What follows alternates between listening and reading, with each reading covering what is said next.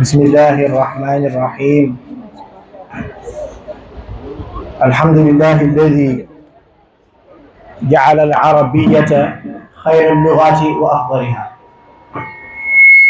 وخصها بمزايا البلاغة والبيان فوق ما سواها، والشكر له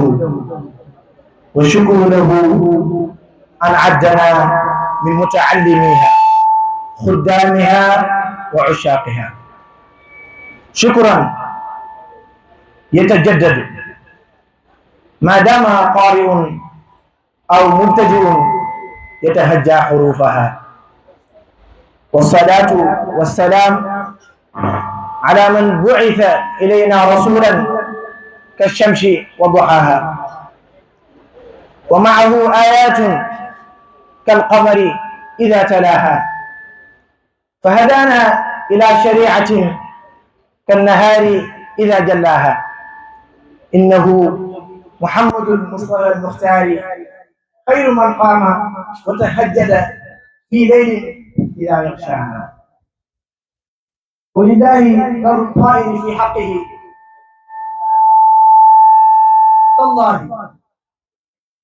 تالله ما خفت تحميسا على قسمي، شرواه ما ضمه الأصلاف من تومي. فضيلة المدير العام لثانوية الشيخ محمد فاضل مكي، والمسؤول العام للنادي العربي، سماحة الراعي والراعية لهذا الحفل المبجل، حضرات الأساتذة والمعلمين، أيها الحضور الأعزاء، باسم النادي العربي وباسم طلاب المدرسة جميعا نرحب بكم ترحيبا مليئا بالفرح والسرور، ونحييكم بتحية إسلامية منسوجة بخيوط البركة والرحمة والسلام، ألا وهي السلام عليكم ورحمة الله تعالى وبركاته. يسرنا كل سرور أن نحتفل معا بهذا اليوم الثقافي السنوي للنادي العربي. لقد أنشئ هذا النادي لتعزيز اللغة العربية في المعهد، وليكون منبعا للثقافة ومصدرا للتحفيز، لتشجيع الطلاب على إتقانها تعبيرا وكتابة. وفي هذا الإطار نقوم بعدة أنشطة طوال السنة الدراسية، من بينها مسابقة عباقرة، مسابقات قرآنية والشعرية، وغيرها من النشاطات لإحياء النادي وتقوية العلاقة بين أعضائه وبين أندية الأخرى، وكل ذا خدمة للغة التي نحبها نقدرها ونسعى إلى نشرها. لغة العربية لغة الضاد، لغة الحبيب المصطفى صلى الله عليه وسلم، لغة القرآن، ولغة أهل الجنان. ما أبدع الشاعر إذ أنشد لغتي وأفخر إذ بليت بحبي. والله بليت بحبها، هي الجمال وفصلها التبيان.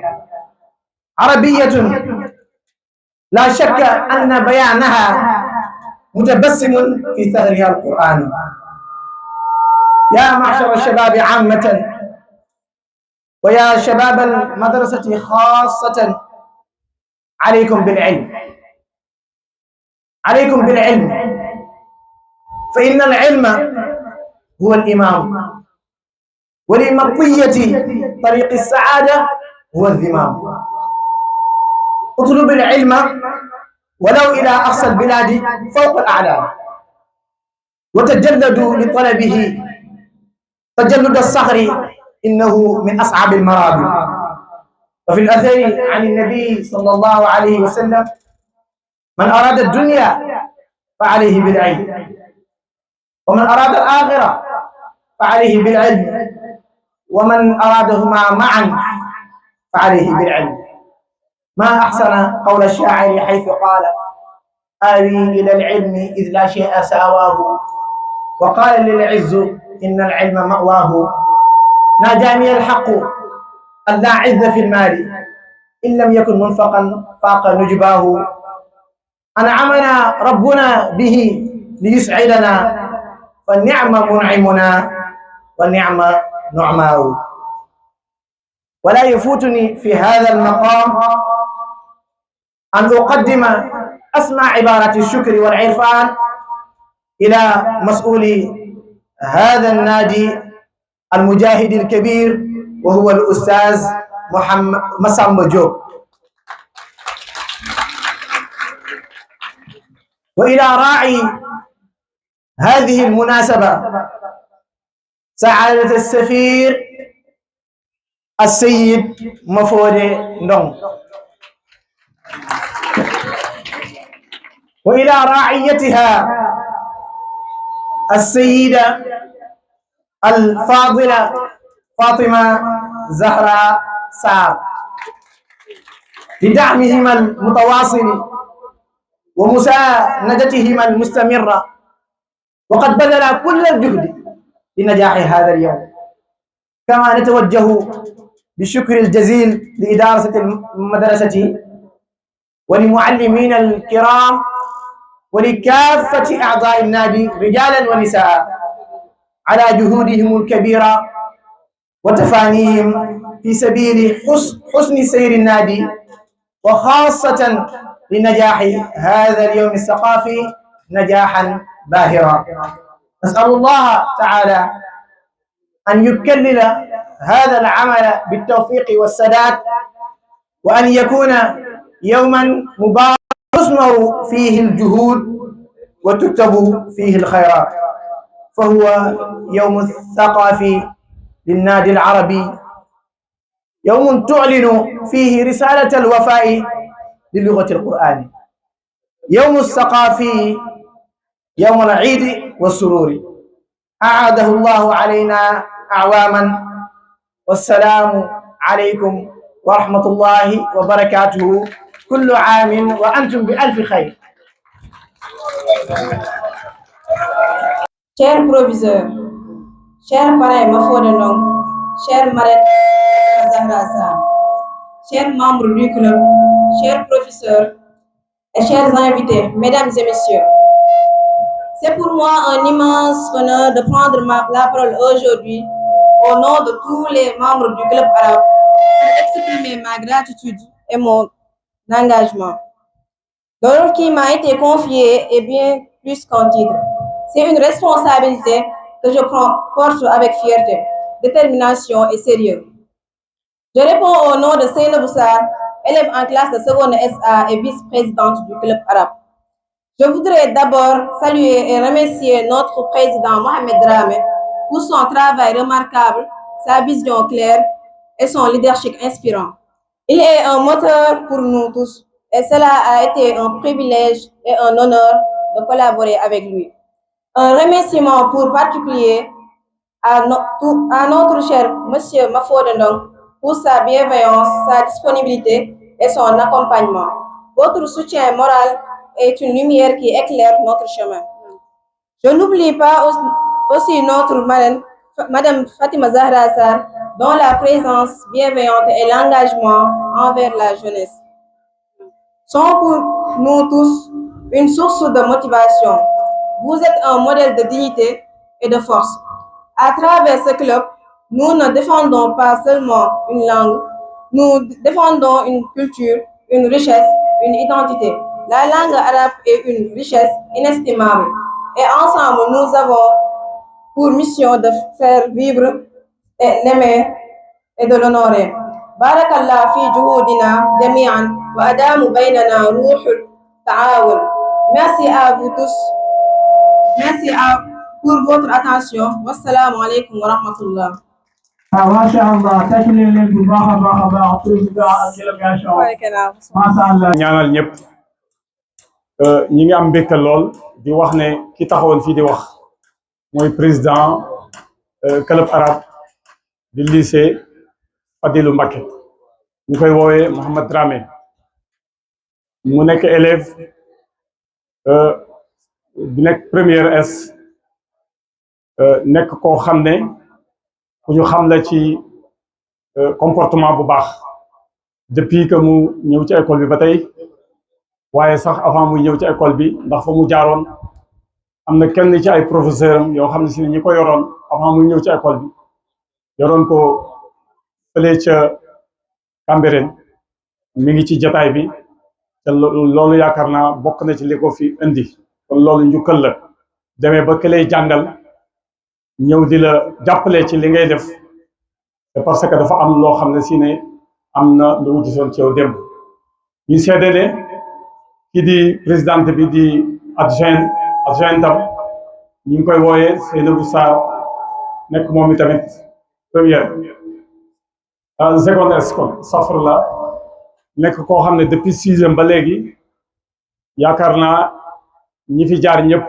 xam nañ ko waaye ñi fi nekk nii xam nañ ko aussi ci comportement bu exemplaire nekk koo xam ne ku farlu la avant muy nekk vice-présidente musta bañ a nekk membre bu active ci club bi kon yaakaar naa buñ ko jëlee tey def ko adjointe dafa nekk loo xam ne si ne mérite la ci moom ñuy wax ñi nga xam ne si ne ay gan lañ ci école bi ne Fadilou Mbacké lycée la boo xam ne si ne bu mix lycée la boo xam ne si ne enseignement franco-arabe lañ fiy def depuis 6e la ba terminal mu nekk loo xam ne lu ama am solo la ci système éducatif bi nga xam ne si ne moom la état wu Sénégal teg ki am certificat ak ki am entrée en sixième moom lañ fi orienté ñuy waxaat encore ne lycée public la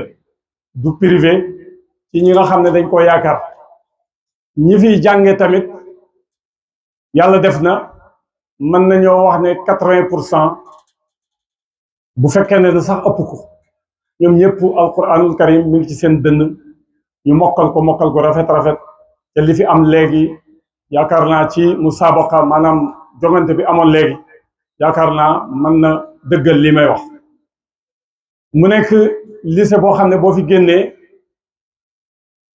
am nga plus ci li nga xam ne si ne moom la ñeneen ñi am ndax lu tax am nga plus mooy li ñuy jàng ci école yi moom lañ fiy jàng ci enseignement général waaye mu nekkat beneen déclic boo xam ne si ne dañ koo ubbil ñi nga xam ne yàlla def na ñoo jaar ci daara mokkale ci daara jaar ñu daara ba am entrée en 6e bu ñu ñëwee ba terminal li ñuy jàng ci lycée yu mag yi ci daara ci Sénégal moom lañ fiy jàng plus bi mooy lan mooy ñett benn bi da nga am li ñu tuddee comportement maanaam éducation religieuse bu digne boo xam ne si ne ñëpp xam nañ ko ñaareel bi mooy da nga ci am enseignement langue arabe mi nga xam ne moo lay may nga mën a ubbeeku ci monde bi yëpp ci mboole seen compétence yi nga xam ne si ne moom la alquran téye ci téeréem bi nga xam ne si ne suñu borom ma ngay wax ci téere ba naan ma farratna fil kitaabi min shay'in loolu mooy lan mooy téere bi amul lenn loo xam ne si ne yéen a ngi koy imaginer te nekkul ci alquranul karim alquran moomu nag moom la ñuy jàngal xale bi bu ñëwee fii ñu di ko wan yoon wi à partir de 6e ba terminal macha allah ñetteel ba mooy da nga fi am li nga xam ne si ne moom mooy les 3 langues yi nga xam ne moom la ñu wax ne ci àdduna bi tey ñoo fi jiite muy arabe muy français muy anglais mën na maa wax plus ñeenteel ba mooy boo fi génnee mën nga fay génnee spécialité bu la neex ba université yi nga xam ne si ne ñoo nekk ci àdduna bi tey bari na fi ñoo xam ne si ne suñuy ndongo yu jóge ci daara ji ña nga fa ba tax kon boo demee barki démb rek am na ku ma koy wax ne ma samay doom de yàlla def na jongante ba mu doon def ci université ba mu nekk ca Canada yàlla def na fii la amee bac waaye yàlla def na ca 3 premiers yi ci la bokk mu nekk 2e la wax loolu fii la defee 6e ba terminal kon loolu lu rëy la lu am solo la ak yeneen ak yeneen boo demee fii ci université Dakar bi muy ICAD nga dem Thiès nga dem Saint-Louis nga dem Bambey nga dem Ziguinchor foo ci mën a nekk rek foo ci mën a dem da nga fa fekk ay ndongoy franco arabe Fadilou Mbacké kon loolu ndam lu rëy la club arabe nag dafa nekk continuité ci li ñuy def ci biir classe yi mu nekk loo xam ne si ne xale yi dañu baaxoo buñ ci nekkee ay activité culturelle la ñuy def waaye yoo xam ne si ne dañ koy dëppale ak enseignement bi ñuy def mais enseignement religieux ak tamit éducation religieuse bi nga xam ne si ne moom la ñuy def fii ci école bi moo tax club arabe nekk club bu phare ci école bi ba tax importance bi nga xam ne si ne moom lañ ko jox nii comme ni ngeen ko gisee nii importance boobu mooy bi mu am à travers yeneen club yi nga xam ne si ñi ngi ci biir école bi ñu leen di gërëm ñoom tamit di leen sant bu baax a baax ci seen taxawaay ci jàppale bi ñuy jàppale club arabe ñi ngi wax tamit ne club arabe dafa nekk ci suufu benn gouvernement scolaire boo xam ne si ne président bi moo taxawal fii léegi moom mooy activité wala moom mooy coordonné mboole seen activité yi ñu fiy def yëpp club arabe nag ñëw mën nañoo wax ne mooy club bi nga xam ne si ne mooy xolu gouvernement boobu kon ñuy sant président gouvernement bi aussi di Mbacké Gueye nekk première S ci taxawaay moom tamit ak ci solidarité bi nga xam ne si ne wane na ko ci club arabe kon loolu rek mooy li gën a gàtt kon li ñuy wax mooy ñi ngi sant aussi le proviseur du lycée et le censeur le surveillant général waaye l'intendant waaye nag plus particulièrement ñoo ngi sant les professeurs suñu professeurs yi kenn du ñoom ndax lii xale yi man yaakaar naa bu dul woon ak ñoom lii duñ ko man kon dañuy faral di sant toujours ay jàngkat dañuy faral di sant ay jàngkat waaye war nañuy sant jàngalekat bu baax a baax waaye ñu ngi sant suñu élèves yi 6e ba terminal suñu yaram day daw bu ñu gisee résultats yi nga xam ne si ne moom la école bi di am ci mboole seen académie bi mboole seen ci région bi ñu wax ne lycée Fadilou Mbacké exemple la kon yéen gàcce ngalaama yéen élèves yi. macha allah gàcce ngalaama yéen élèves yi. gàcce ngalaama yéen élèves yi. gàcce ngalaama yéen élèves yi pourquoi ñu leen di gàcce ngalaama boo leen génnee ci mbedd mi amu leen dara lu ngeen di ñee seen morom yi nekk ci yeneen lycée yi wala yeneen école yi ba mën na maa wax ne sax ñu bëri ci ñoom ñi ngi leen ñee lañ leen ci seen melokaan waaye ñee lañ leen ci seen niveau seen compétence bi nga xam ne si ne moom moo nekk ci yéen te ñee nañ leen aussi à travers seen représentant yi nga xam ne ñoo génne fii tey nekk ICAT waaye nekk fépp kon gàcce ngalaama bu leen xeeb mukk bu leen sous système yi mukk li nga xam ne si ne ci ngeen nekk jërë ngeen jëf yéen waa école bi ci élèves yi. macha allah tàcc nañ ko bu baax a baax. li ñu jeexale mooy yasuruni jiddan an uqaddima al ra'i li hadha an-nadi li hadhihi al-yawmiyya wa li hadhihi al-anshita as-saqafiyya. الراعي هو اسمه مفودي ندون رجل دبلوماسي رجل معروف رجل مشهور أيضا بمواقفه الجريئة جدا وبجرأته أيضا وبكفاءته لكن وبسمعته الطيبة في كل المحافل الدولية والوطنية فنشكره شكرا جزيلا على انفتاحه على سماحته وعلى كرمه وعلى حفاوته التي أبداها أمامنا نحن عندما زرناه في بيته فنحن فخورون به كخريج للتعليم العربي وكخريج أيضا للعالم الإسلامي الذي خدم فيه وعمل فيه كدبلوماسي وطني، فهو ضحى من أجل هذا الوطن عبر تمثيله للسنغال في البحرين. كان سفيرا هناك، وكان أيضا رجل عمل في مجال التربية وفي مجال التعليم وفي مجال التوجيه والإرشاد. فالذين عاشوا معه في البحرين وفي الكويت من بينهم أختنا وصديقتنا السيدة ممجارة، هي عاشت معه في ذلك البلدان وأبدت ما كان تحسن فيه من حفاوة ومن كرم. ففضله أيضا يرجع إلى أنه خدم الوطن، وإلى أنه أيضا ضحى من أجل الوطن، وإلى الآن ما زال هو يعمل في الميدان، وما زال أيضا يكرس حياته من أجل أن يتقدم التعليم العربي الفرنسي. فشكرا له على هذه المواقف، وله أيضا مواقف جريئة جدا في المجال الاجتماعي، ويدافع أيضا عن آرائه وعن أفكاره الطيبة جدا تجاه هذا الوطن وتجاه قضاياه الطيبة. إذن فشكرا لكم يا راعينا لأنشطتنا هذه التي بدونكم أنتم لن تعرف هذه النجاحات التي عرفتها. والوفد المرافق لكم أيضا له الشكر وله أيضا الامتنان، لأنهم كلهم تركوا كل ما في كل أعمالهم من أجل نجاح هذه اليومية. فشكرا لكم. أخيرا وليس آخرا إن شاء الله عندما تأتي الراعية أيضا سنقدمها إليكم. وتعرفون أيضا أن الراعي عندما يختار وفق معايير ووفق شروط معينة.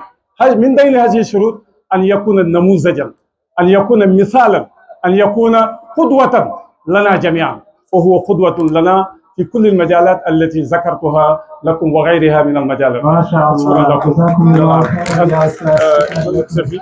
وإن شاء الله المدير سيأخذ الكلمة وسيكمل. moom ci boppam dañ doon wax rek ci ñi nga xam ne si ne xëy na loolu xamuñu ko, mooy dañ doon wax ci parrain bi. ngeen xam ne tànnuñu ko ci hasard, dañ ko tànn ci ay jikko waaye ay critères.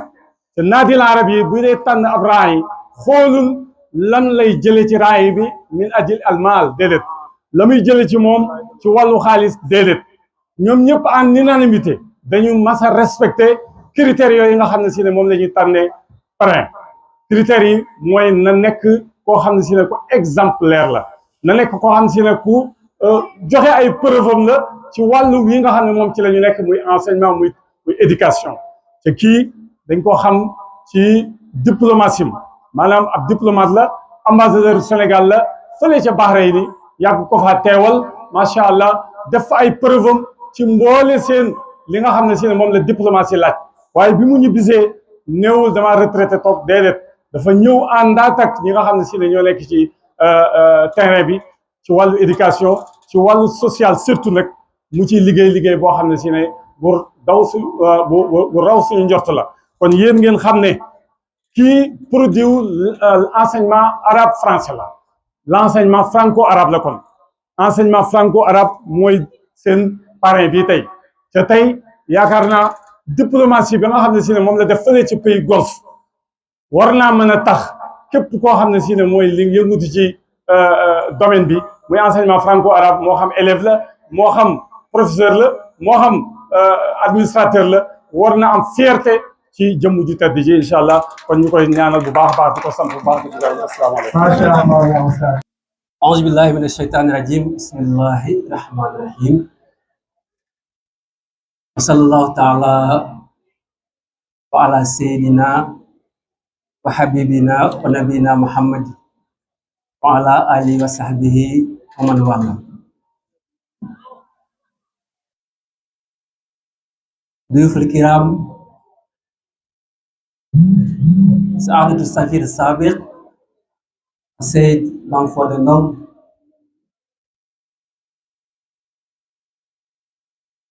سعادة رئيس للنادي العربي لسنة الفاضل مكة، قامة الرئيس لخريجي فضيل مكة السيد تشانو جوب، حضرة الدكتور إسماعيل جوب أستاذ في قسم اللغة العربية بجامعة الشيخ أنت جوب، زملائي أساتذة في مدرسة الشيخ محمد فاضل مباكي، موقر السيدة الموقر الرائية سيدة فاطمة زهرة سار، أيها الضيوف الأعزاء، السلام الله عليكم ورحمته وبركاته. Je ne ferai pas un discours, c'est juste quelques mots de remerciement. Aujourd'hui, c'est le jour du club d'arabe. Le club d'arabe, c'est pour les élèves, c'est à eux de parler au public. damay sant gërëm mboolem ñi fi teew yëpp parce que seen teewaay day wone gëdd bi ñu jox njàng ak njàngale, gëdd bi ñu jox kalaama arab ak culture am ak xam-xam yi mu ëmb. bés bi ñu boole itam te xale yi organiser ko day wone njàmbaar bi ñu am, day wone aussi xam-xam yi ñu lamboo te loolu da leen boole ci lépp li nga xam ne mooy activité bi école yi def. kon remercier رئيس النادي اللغة العربية وجميع من شارك في نجاح هذا التنظيم ليوم الثقافي للغة العربية، خاصة مشرفيهم الله وهو الأستاذ الجليل الشيخ مسامبا جوب توكي. أستاذ مسامبا جزاك الله خيرا. amuñu sa fay, yàlla suñu borom mooy sa fay, yàlla yàlla fay ndax xam nañ effort yi ngay def. Oustaz gërëm nañ la bu baax ci taxaw bi ci formation bi ngay def ndax damay xale yi lii formation la tàggat. lycée Fadilou Mbacké lycée bu yàgg la, lycée cosaan la ba loolu tax lii ñu organiser fii du bulet. parents yi lañu gërëm ñi nga xam ne ñooñu def confiance, jox ñu confiance bu dënk ñu seen njaboot. kon tey képp ko gis sa njaboot taxaw fi di jàng alquran te tey xam-xam boo ko laaj mu tontu la, sa xol day set. kon jërë ngeen jëf, jërë ngeen jëf, jërë ngeen jëf, jërë ngeen jëf. club arabe da membrement la ci gouvernement scolaire, kon activité bi day dugg ci activité culturelle lycée Fadilou Mbacké yëpp. lii ñu gis du folklore, culture la. lii ñu gis du fo, njàng la, tàggat la. kon jërë ngeen jëf ci teewaay bi, jërë ngeen jëf ci seen waxtu yi ngeen jël te ngeen may ma beral cant, beral ngërëm l'ambassadeur, l'ancien ambassadeur Mame Fodé Ndong. sant bu ñu feddali, ngërëm bu ñu feddali ci taxawaayam bi muy delsoo Sénégal ba léegi mu taxaw jàng arab ak jàngkatu arab ak liggéeykat ci arab ba mu taxawal mbooloo bi ñu tudd AFA te ñoom ñi nga xam ne ñoom laa tudd sànq muy docteur Ismaïla ak le président Thierno Diop liggéey ak moom liggéey bu mucc ayib. kon loolu firndeel la ci li may wax léegi. marraine bi Seyda Fatima Zahra Sarr sant nañ ko bu baax ndax mën na décliner, mais reconnaissance, ngor ak yaatu ak tabbe moo tax mu accepté xale yi ci li nga xam ne li moom lañ ko sax. kon yéen xale yi ñun fi ngeen jaar lañ jaar, dañuy ñaan suba ëllëg incha allah ambassadeur fu mu toog ngeen toog fi. marraine bi nga xam ne léegi moom lañ jox cër ba jox ko cër bi ëllëg aussi ngeen fete foofu ba dalloon naar bi xoromam, c'est-à-dire revenir au bercail pour appuyer le lycée Fadilou Mbacké. kon asalaamullahi aleykum wa rahmatullahi taala wa barakatuhu. bonne fête. C'est un honneur pour nous de prendre la parole aujourd'hui pour vous présenter en quelques mots le parcours inspirant de monsieur Mame Fodé Ndong, diplomate sénégalais. Mafodé Ndong est un diplomate sénégalais ayant occupé plusieurs postes importants au sein de la diplomatie sénégalaise. Il a notamment été ambassadeur du Sénégal au Royaume de Bahreïn de 2006 à 2011, après avoir servi comme premier conseiller à l'ambassadeur du Sénégal en Arabie Saoudite de 1991 à 1993. Fort de ces 17 années d'expérience dans la région du Golfe, Mafodé Ndong a partagé ses analyses sur les relations diplomatiques et militaires entre le Sénégal et les pays du Moyen-Orient.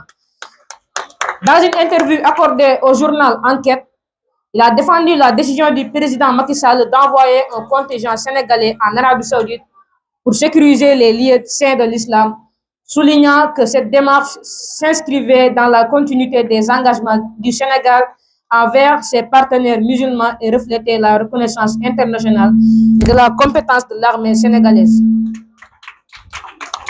En plus de ses fonctions diplomatiques, Mafodé Ndong a également exprimé son engagement envers sa communauté d'origine. En juillet 2021, il a adressé une lettre au président Macky Sall pour attirer son attention sur les besoins essentiels de son village natal, Diogan, situé dans les îles du Saloum. Il y évoquait des préoccupations telles que l'accès à l'eau potable, l'électricité, les infrastructures de santé, d'éducation, ainsi que la sécurité des établissements scolaires. Ces initiatives témoignent de l'engagement de Mafodé Ndong tant sur le plan international à travers de ses fonctions diplomatiques locales en œuvrant pour l'amélioration des conditions de vie dans sa communauté d'origine.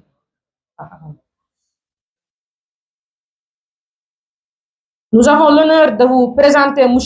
Mafodé Ndong, parrain de cette journée, éminente diplomate sénégalais. Soyez le bienvenu au lycée franco-arabe Cheikh Mohamed Fadilou Mbacké. Wassalamu alaikum wa rahmatullahi ta'ala wa barakatuh.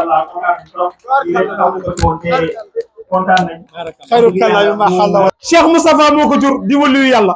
Cheikh Moustapha Cheikh Fodé Ndong moo ko jur di wëlu yàlla waaye soxna Cata Dieng mooy yaayam jigéen ji nga xamante ni bi Maam Jaara Buso jógee di liggéey ñeneen di liggéey daa jël liggéey yàlla faye ko doom ju baax. waaye nag mu doyloo ku ñuy wax Cheikh na Cheikh Sadbu ànd ak moom ngir maamam ñuy ay xaadar waaye mu jël lépp rek bëgg Seydina Muhammad ki nga xam ne moom rek la yàlla garanti ni ko subhaanallazi asra bi abdihi laylan min al masjid al haram ila al masjid al aqsa allazi barakna qawluhu li nuriyati min ayatina lu ca topp innahu samiul basir jërëjëfati aca jërëjëf tarkal temps bi la sax acca temps bi loolu soxla da daan jël otoom yóbbu ñu si marché yi yóbbu ñu supermarché yi ak génne ñu këram mel na comme suñu papa ak suñu yaay moom yóbbu fii nag ñu wax si moom su mënuñu see saat ay kàddu yu rafet si moom baax na yaatu na ay soxnaan noonu man daal mënu maa wax si moom wax dëgg yàlla ndax baaxaayam mënuñoo dikk fii nekk ndoog moom koy ci mu defal ñu defal te mënuñoo seede kàddu yooyu si moom. Jërëjëf Fall jërëjëf Fall jërëjëf